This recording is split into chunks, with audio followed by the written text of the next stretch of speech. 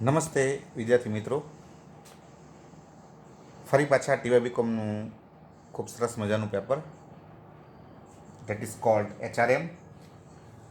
એના એક પરીક્ષામાં ઘણીવાર પૂછાતા અને ખૂબ જ સરસ મજાના એક એવા ટોપિક ઉપર આજે આપણે વાત કરીશું, and that is A scope functions of HRM. HRMનું કાર્યક્ષેત્રમાં કઈ કઈ બાબતો આવે છે, એને શું કરવાનું હોય છે. એકચ્યુઅલી બહુ શોર્ટ એન્ડ સિમ્પલમાં જો આપણે શરૂઆત કરીએ તો HRM શું કરે છે, કેવા કેવા કાર્યો કરે છે, એના કાર્યક્ષેત્રમાં કઈ કઈ બાબતો સમાયેલી છે, તો એના સંદર્ભમાં આજનો આપણો ટોપિક છે, એના ઉપર આપણે વાત કરશું. હવે આપણે લાસ્ટ ટાઈમ જે બધી વાત કરી એ હતું HRMનું જે ઇન્ટ્રોડક્શન હતો એ આપણે સમજવાનો પ્રયત્ન કર્યો કે what does it mean of HRM. સૌથી પહેલાં મેનેજમેન્ટ ખાલી હતું, પછી નો જે કન્સેપ્ટ હતો એ પર્સોનલ મેનેજમેન્ટ હતું, અને જે મોડર્ન કહી શકાય એવો જે કન્સેપ્ટ છે that is our HRM, human resource management, માનવ સંસાધન સંચાલન. કે તમારા એકમમાં જે માનવ તત્વો કામ કરે છે એ માનવ તત્વોને તમારે મિલકતની જેમ ટ્રીટ કરવાના છે, અને આપણે આપણી મિલકતોને જેમ સાચવીએ અને આપણે એનો જેને કહેવાય ને કે આપણે એનો વિકાસ કરીએ એમ આપણે આપણા માનવ તત્વોને જાળવવાના છે અને આપણે એની ક્ષમતાઓને ડેવલપ કરવાની છે. આ કહી શકાય ધ થીમ ઓફ HRM. હવે આપણે એને શું કામ કરવાનું છે, એ કેવા કેવા કાર્યો કરે છે, આપણે એને સમજવાનો પ્રયત્ન કરશું. તો HRMના કાર્યક્ષેત્રમાં જે બાબતો સમાયેલી છે એ બાબતોને આપણે વન બાય વન લેતા જઈએ, અથવા એક તમને સરસ મજાનો હું ચાર્ટ આપું છું. એ ચાર્ટ તમે પણ અહીંયા યાદ રાખવાનો પ્રયત્ન કરી શકો કે HRMની માં કઈ કઈ બાબતો સમાયેલી છે.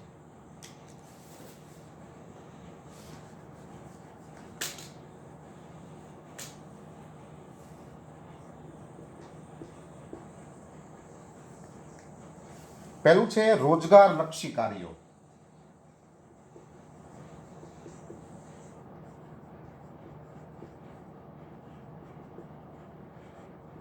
પછી બીજું છે શિક્ષણ અને તાલીમના કાર્યો.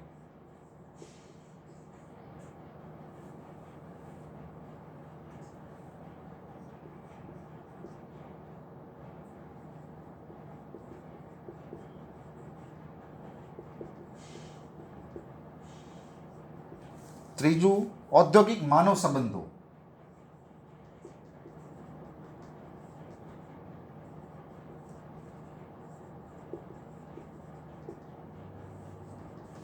ચોથું છે આરોગ્ય અને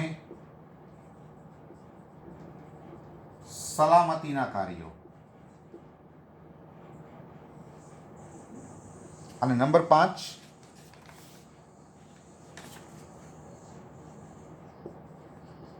કર્મચારી કલ્યાણના કાર્યો.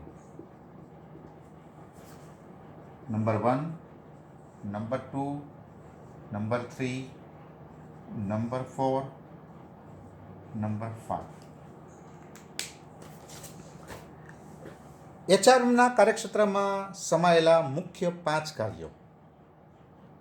પહેલું રોજગારલક્ષી કાર્યો, બીજું શિક્ષણ અને તાલીમના કાર્યો, ત્રીજું ઔદ્યોગિક માનવ સંબંધો, કર્મચારી કલ્યાણના કાર્યો, આરોગ્ય અને સલામતીના કાર્યો. હવે સૌથી પહેલા શું, તો કે સૌથી પહેલા 3 વસ્તુ: ભરતી, પસંદગી અને નિમણૂક અને વેતન.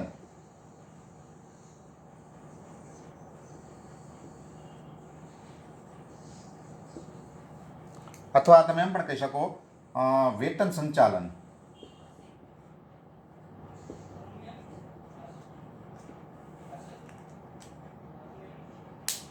હવે જે રોજગારલક્ષી કાર્યો છે એ સૌથી પહેલા કાર્યો છે. એચઆરએમના સૌથી પહેલું કાર્યક્ષેત્રમાં આવતું પગથિયું અથવા એચઆરએમનું જે કાર્યક્ષેત્ર છે એમાં સૌથી પહેલી બાબત, મૂળભૂત બાબત છે તો એ છે રોજગારલક્ષી કાર્યો. હવે આની માટે તમે યાદ કરો કે જ્યારે આપણે એચઆરએમનો કન્સેપ્ટ સમજતા હતા, એની ચર્ચા કરતા હતા, જ્યારે આપણે સૌથી પહેલાં વાત કરી હતી સારા કર્મચારીઓ મેળવવા. કોઈ પણ એકમનું સૌથી પહેલું કામ શું હોય છે in the context of HRM? તો કે સારા કર્મચારીઓ મેળવવા. તો એની માટેના મુખ્ય કહી શકાય એવા આટલા કાર્યો. પહેલાં ભરતી કરવામાં આવે, એટલે કે જુદા જુદા ઉમેદવારોની શોધ કરવામાં આવે. ત્યારબાદ એમાંથી આપણા એકમ માટે જે યોગ્ય હોય એવા કર્મચારીની પસંદગી કરવામાં આવે. પસંદગી થયા પછી એને વિધિવિત રીતે એને જુદી જુદી શરતો સાથે એને નિમણૂક આપવામાં આવે અને એ અંગે અથવા એના અંગે પછી આપણે આખું વેતનનું માળખું આપણે ઘડવામાં આવે કે કેટલો પગાર આપશું, એને બોનસ કેટલું આપશું, એને વધારાનું ઇન્સેન્ટિવ્સ કેટલું આપશું, વગેરે વગેરે બાબતો છે એ વિચારવામાં આવે.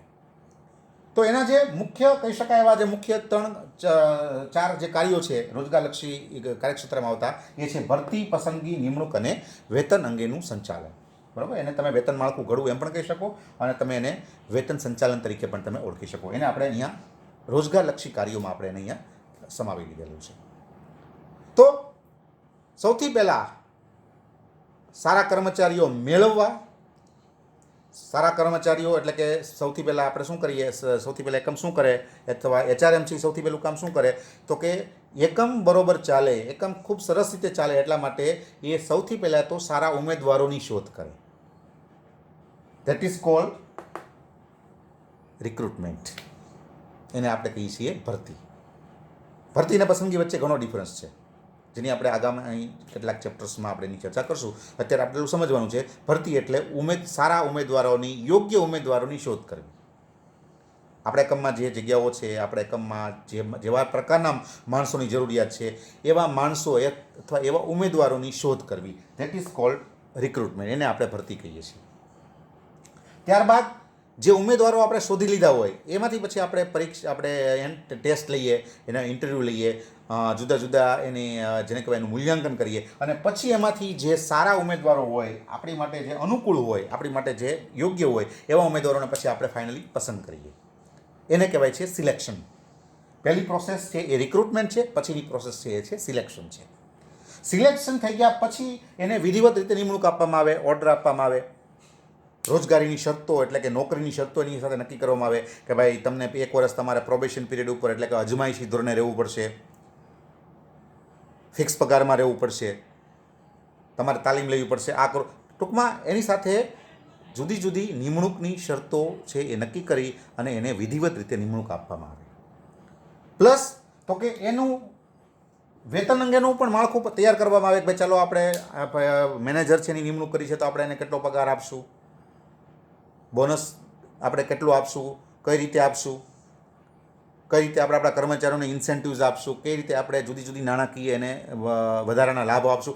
આ અંગેનું જે કાર્ય છે એને કહેવાય છે વેજ એન્ડ સેલરી એડમિનિસ્ટ્રેશન અથવા વેતન સંચાલન અથવા વેતનના માળખા અંગેનું કાર્ય. સૌથી પહેલાં આ વસ્તુ કરવામાં આવે.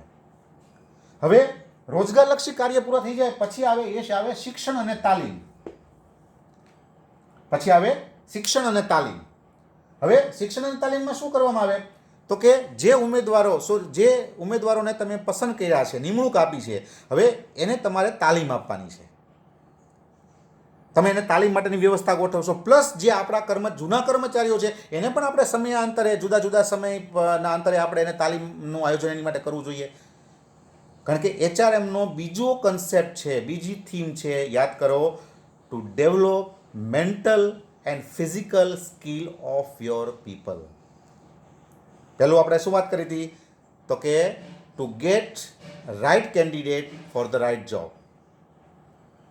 એકમ માટે સારા માનવ તત્વોની પ્રાપ્તિ કરવી એચઆરએમની પહેલી થીમ. બીજી થીમ એકમના કર્મચારીઓની શારીરિક અને માનસિક ક્ષમતાઓ વિકસાવવી. તાલીમ, શિક્ષણ અને તાલીમનું કામ છે. That is A training and education function of HRM. કે તમારા એકમમાં જે લોકો કામ કરે છે તમારે એને સતત તમારે એની સ્કિલ ડેવલપ કરતી રહેવાની છે, અપડેટ કરતા એને સતત અપડેટ કરતા રહેવાના છે. કારણ કે જે એન્વાયરમેન્ટ છે એ એન્વાયરમેન્ટ આખું ફ્લેક્સિબલ એન્વાયરમેન્ટ છે, એકદમ જેને કહેવાય ને કે ચેન્જેબલ એન્વાયરમેન્ટ છે. આજે કાંઈ કોઈ વસ્તુ છે તો એ આવતીકાલે આઉટ ઓફ ડેટેડ થઈ જશે, તો એની માટે તમારા જે માણસો છે એને તમારે સતત તૈયાર રાખવાના છે. તો એની માટે તમારે સતત એ લોકોને એજ્યુકેશન અને ટ્રેનિંગ આપતી રહેવી પડે, અને એ કામ HRMનું છે, અને એ કામને કહેવાય છે the function of training and education. શિક્ષણ અને તાલીમનું કામ. જે જૂના હોય એની માટે રિફ્રેશમેન્ટ તાલીમ હોય, ઓરિએન્ટેશન કોર્સ હોય, નવા માટે જેને કહી શકાય કે વેસ્ટિબ્યુલ ટ્રેનિંગ હોય, એપ્રેન્ટિસશીપ હોય, ઇન્ટર્નશીપ હોય, આવી બધી તાલીમો હોય બધી. પ્લસ સમયાંતરે લેક્ચર્સ ગોઠવવામાં આવે, સમયાંતરે સારા સારા એક્સપર્ટને બોલાવવામાં આવે અને એના જ્ઞાનનો લાભ આપવામાં આવે.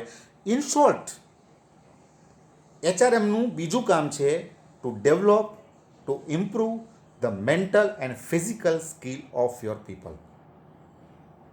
તો પહેલાં આપણે વાત કરી હતી સારા કર્મચારીઓ મેળવવા, રોજગારલક્ષી કાર્યો.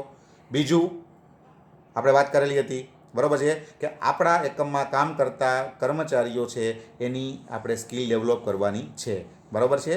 તો એની માટે આપણે કહી શકાય શિક્ષણ અને તાલીમનું કામ. પછી આવે છે સારા માનવ સંબંધો જાળવવા.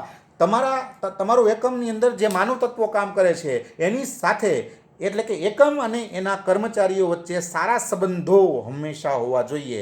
એકદમ હેલ્ધી, એકદમ સારામાં સારું એન્વાયરમેન્ટ હોવું જોઈએ, તો જ સારા પરિણામો મળી શકે. અને એ સારા એન્વાયરમેન્ટને ક્રિએટ કરવાનું કામ મેનેજમેન્ટ અને એમ્પ્લોઈઝ, સંચાલન અને કર્મચારીઓ વચ્ચે સારા માનવ સંબંધો જાળવવાનું કામ પણ કોનું છે તો કે HRMનું છે. એને ફક્ત ભરતી, પસંદગી, તાલીમના કાર્યો કરવાના નથી. એણે પોતાના એકમમાં કામ કરતા માનવ તત્વો અને સંચાલન વચ્ચે એક એવું વાતાવરણ ક્રિએટ કરવાનું છે કે જે બંને માટે મોટિવેશનલ હોય, અને બંને માટે જેને કહી શકાય કે એકદમ એનર્જેટિક હોય, અને જેના દ્વારા સારામાં સારા પરિણામો છે એ એકમને પ્રાપ્ત થતા હોય. તો ઔદ્યોગિક માનવ સંબંધો જે છે એને જાળવવાનું કામ, સારા માનવ સંબંધો જાળવવાનું કામ, સારા માનવ સંબંધો ક્રિએટ કરવાનું કામ એ પણ HRMનું છે. તો એ ત્રીજા નંબરનું કામ છે. ચોથા નંબરમાં કર્મચારીના કલ્યાણ માટેના કાર્યો કરવા પડે. તમારા એકમમાં જે કામ કરે છે માનવ તત્વો છે, તમે એના દ્વારા સફળતા મેળવો છો, તમે એના દ્વારા જેને કહી શકાય કે તમે બજારની અંદર તમારું અસ્તિત્વ ટકાવી રાખો છો, તો તમારે એની માટે પણ વિચારવું જોઈએ. એકમ છે એણે ફક્ત પોતાની માટે વિચારવાનું નથી, પણ એકમે પોતાના કર્મચારીઓ માટે પણ વિચારવાનું છે. એના કલ્યાણ માટેના પણ કાર્યો કરવાના છે. એને કેન્ટીનની સુવિધાઓ આપો. એ બહુ દૂરથી આવતા હોય તો જમવાનો પ્રશ્ન છે તો કેન્ટીનની સુવિધા આપો. એ બહુ દૂર રહે છે તો આવવા જવાનો પ્રશ્ન છે તો એને તમે ટ્રાન્સપોર્ટેશનની સુવિધા આપો. તમે તમારા એકમની અંદર જેને કહી શકાય કે એ ફ્રેશ થઈ જાય એ માટે થઈને તમે કંઈક વ્યવસ્થા ઊભી કરો. તમારા એકમની અંદર ધારો કે સ્ત્રી કામદારો આવે છે પોતાના નાના બાળકોને લઈને, તો તમે એની માટે કંઈક વ્યવસ્થા કરો જેથી કરીને એના બાળકોને ત્યાં મૂકી શકે અને પોતે કામ કરી શકે. આ બધા કર્મચારી કલ્યાણના કાર્યો છે, અને એ કામ પણ HRMના અંડરમાં અથવા એના કાર્યક્ષેત્રમાં આવતું એક મહત્ત્વનું કહી શકાય એવું કાર્ય છે. તો ભરતી, પસંદગી, નિમણૂક, વેતન અંગેના નિર્ણયો કરવા, તાલીમ અને શિક્ષણની વ્યવસ્થા ગોઠવવી, એકમ અને તેના કર્મચારીઓ વચ્ચે સારા માનવ સંબંધો જળવાય એવા પ્રયત્નો અથવા કાર્યો કરવા, અને કર્મચારીનું કલ્યાણ થાય, કર્મચારી છે જેને કહી શકાય કે એની સુવિધાઓ, એના સુખાકારીમાં વધારો થાય એ માટે કર્મચારીના કલ્યાણના કાર્યો પણ કરવાના. આ બધું HRMના કાર્યક્ષેત્રમાં આવતા જુદા જુદા કાર્યો છે. પછી લાસ્ટ બટ નોટ લીસ્ટ, આરોગ્ય અને સલામતીના કાર્યો. તમારા એકમમાં જે લોકો કામ કરે છે એની આરોગ્ય જળવાવું જોવે, એની સલામતી છે એ મેન્ટેન થવી જોઈએ.